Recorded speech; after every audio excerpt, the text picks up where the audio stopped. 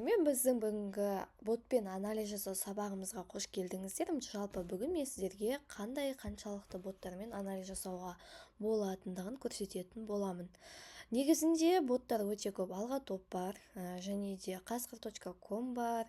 Одан бөлек бізде Zomia деген бот бар. Бірақ та естеріңізде сақтаңыздар, ботпен анализ жасаудың бір минусы то, что бот бір апта немесе 2 апта задним числом жүреді.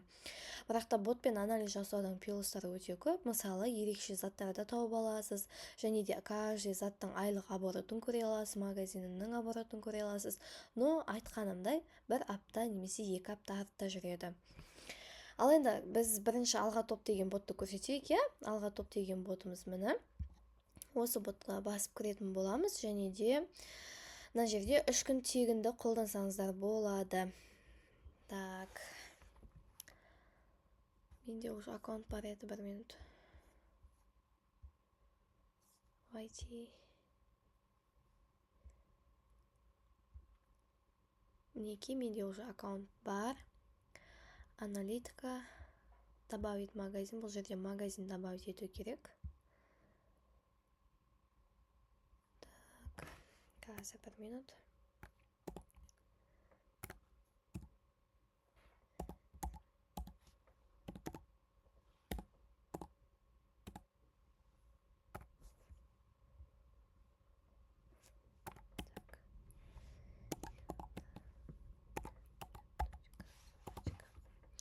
Магазиннің логин мен паролін енгізесіздер.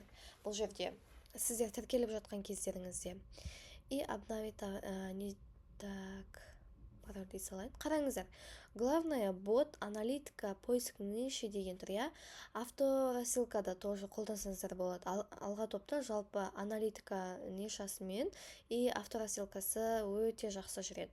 Бірақ та бұл платный болады. Бұл жерде жалпы 20 000 теңгеден басталады, 50 000 теңгеге дейін. Енді біздер поиск ниши деген батырмасына басатын боламыз. Мінекей, бастапқыда бізге 10 товарды анализ жасауға тегін беретін болады. Осы жерде категория таңдайсыздар. Мінекей, мына жерден. Мысалы, мен аптеканы анализ жасағым келіп тұр. И шетін басып, мына жерге количество продажа там 10-нан маған 80 штукқа дейін сатылғаны керек. И 4 000 теңгеден до 18 900 теңгеге дейін сатылғаны керек. Количество продаж екеуден максимум 6-ға дейін болса. И искать дегенді басамыз осы жерде. Бізге қазір шығарып береді полностью списоктарды. Негізінде анализге осы алға топ боты жақсы. Если ботпен жұмыс жасайтын болсаңыздар, qasqir.com немесе тағы да басқа боттар кішігірім түсініксіз, но именно предзаказға Zomia деген ботты қолданамыз. Zomia деген бот бізге ыңғайлы болады. Ал енді қараңыздар, мінекей, бізге заттарды шығарып берді. Енді біз анализ жасаймыз. Ценасы тұр, 1 айлық пайдасы тұр, количество продажасы, количество продавцов, отзывы бар екен, позиция, рейтинг дейді. Ал қанша күннен бері сатылып жатқаны мына тұр. Енді қараңыздар, мен давление өлшейтінге қызығып жүрмін. Негізі бұл жабық категория, но сіздерге бұны алдағы сабақтарымызда көрсететін боламыз. Қалай категория ашу керектігін көріп өздеріңізге ашып алсаңыздар болады. Енді қараңыздар, бұл 13 800 теңгеден екен. Каспиде сатылым бағасы, қазір Каспиге кіріп көрейік. 13 899. Бағана мына жерде 13 800 еді. Көрдіңіздер ма? Задним числом қалай қалып жатқандығын. Кейде баға жоғары болып тұрады, кейде баға түсіп жатады.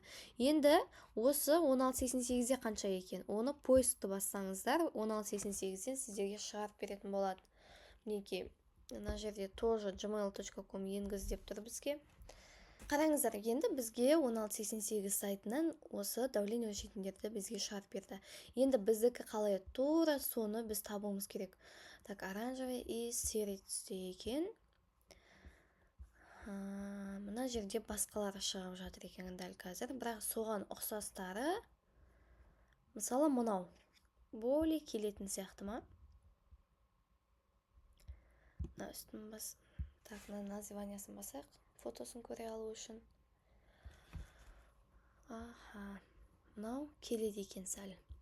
75 юан деп тұр. Енді бұны өзіміздің телефонымыздан көре алатын болсақ, тогда уже нормально бағада шығады. Но мына давление өлшейтін именно дәл осы түрі жоқ. 1688-де подробнее іздеу керек оны. Ахат, басқа товарын көрейік қазір. Так. Қандай зат бар мына жерде? Мысалы, мынау. Так, 17.890 Каспий магазиндегі бағасын көре салайық. 18.000 теңге екен. Енді бұны 1688-ден көрейік. Вот, көрдіңіздер ма? Анализді сіздер через бот осылай жасай бересіздер. Айлықта сатылымына қарайсыздар. Мынаның аяғында несі бар екен? Баллончегі бар екен. Так, бізге именно сондай керек. Міне. Аха, тура осы екен. Мінекей. Бірақ 215 қымбат. 1688 кішкене бізге қымбат көрсетіп тұрған жоқ па? Таубауда екен ғой көрсетіп тұрғаны. Мына жерде кейде Таубау лайте деп сода қалып қалады да, сол үшін 1688-ге ауыстырып отырасыздар ғой өздеріңіз, иә? Так. Міне көрдіңіздер ме? Өте арзан бағада шығып тұр. Мысалы 31 юан. Қазір 1 юандарыңыз сіздерде 73 теңге, 31 көбейтесіздер 73-ке. Сонда 2263 теңгеден түсіп тұр. Енді бұл 1688-де уже 18.000 теңге, иә? Сіздер мен алдыңғы сабақта көрсеткенде уже мына жерде вручной анализ жасап тастайсыздар ғой, жарай ма? Қанша штук сатылған, мына жерде 42 штук өткен екен. Пайдасын ойлай беріңіздер енді. Сіздер өздеріңіз бір айда кемінде 20-сын сатқанның өзінде уже пайда әжептеуір. Вот, немен ботпен, алға топ ботпен осылай анализ жасайсыздар. Енді бізде Зомия деген бот бар. Зомия бұл жалпы бот негізі бізде демпинговать етумен и предзаказға қолданатын бот. Бұл жерде анализ жасамаймыз. Бұл жерде анализ жасау кішігірім қиындау. Мына жерде осындай бет шығады. Вайти Зомия дегенді басасыздар. И кәдімде регистрациядан өтесіздер ғой. Мысалы, менде аккаунт бар. Мен сразу кіріп кете салам. И Зомия деген ботта аналитиканы басасыздар.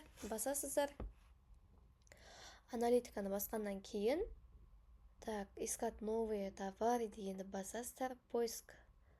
Так, по ключевым словам. Подтверждение удалить. Мына жерге мысалы не деп жазсам екен? Серебро деп жазайықшы.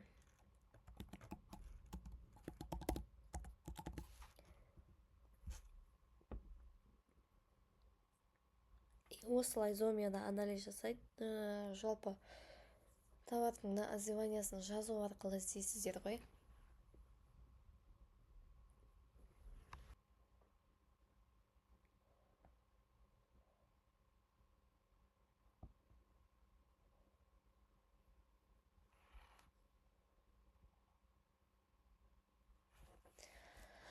Ал мінекей мына жерде бізге уже сереброларды шығарып беріп отыр. Так, қараңыздар. Қанша штук сатылғаны мына жерде көрінбейді, өкінішке орай. Бұл кішігірім сондай түсініксіз бот. Сондықтан да лучше неде алға топта жасағандарыңыз жақсы болады. Рейтинг дейді. Мен өзім лично бұл ботты онша қолданбаймын. Маған аналитика ботта в основном не жақсы, алға топ жақсы. Но бұл ботта да қайсы серебро өте көп жақсы өтіп жатқанын осылай шығарып бере береді. Бағанағыдай алға топтағыдай детально сіздерге шығарып бермейді. Вот, сіздер ботпен анализді осылай жасайсыздар. Но көргеннен кейін міндетті түрде мен алдыңғы сабақты көрсеткендей қылып вручной да анализ жасаңыздар.